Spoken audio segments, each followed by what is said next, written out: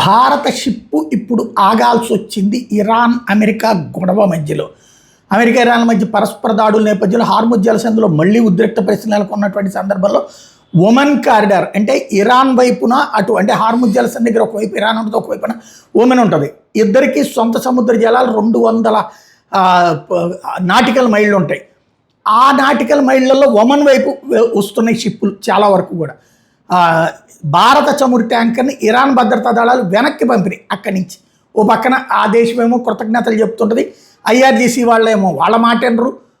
ఈ దరిద్రంతో అక్కడ సమస్య. అమెరికా పర్యవేక్షణలోని ఒమన్ కారిడార్ కాకుండా హార్ముజ్ జలసంధిలో తాము నిర్దేశించిన మార్గాన్ని వినియోగించుకోవాలని ఐఆర్జీసీ సూచింది. అంటే నువ్వు ఒమన్ జలాల్లో నుంచి వెళ్లకుండా మా ఇరాన్ జలాల్లో నుంచి పో అని చెప్తుంది అనమాట. గల్ఫ్ సముద్ర జలాల్లో చిక్కుపోయి నౌకలు వాటి గమ్యస్థానాలు సురక్షితంగా చేరుకునేందుకు వీలుగా ఒమన్ దారి చూపెడితే, ఐక్యరాజ్య సముద్రయాన సంస్థ ఒమన్ తీర నుంచి వెళ్లాలని సూచిస్తే, అమెరికా పర్యవేక్షణలో ఉన్న ఈ తాత్కాలిక కార్డాన్ని ఆయా నౌకలు ఉపయోగించుకుంటున్న సందర్భంలో ఐఆర్జీసీ ఈ అడ్డుపడింది. హార్ముజ్ మార్గంలోనే వెళ్ళాలని చెప్పి వార్నింగ్లు ఇస్తోంది. వాస్తవానికి ఇప్పుడు హార్ముజ్ దగ్గర మన భారతదేశానికి రావాల్సిన నౌకలు 9 ఉన్నాయి. 198 మంది నావికులు కూడా ఉన్నారు. భారత ట్యాంకర్లు అక్కడ చిక్కుపోయినాయి. ఇప్పుడు మనం ఓ పక్కన ఇరాన్తో మాట్లాడుతుంటే, ఇరాన్ ఏమో మీరు ఒమన్ జలాల్లో నుంచి కాకుండా హార్ముజ్ వైపు నుంచినే రండి అంటుంది.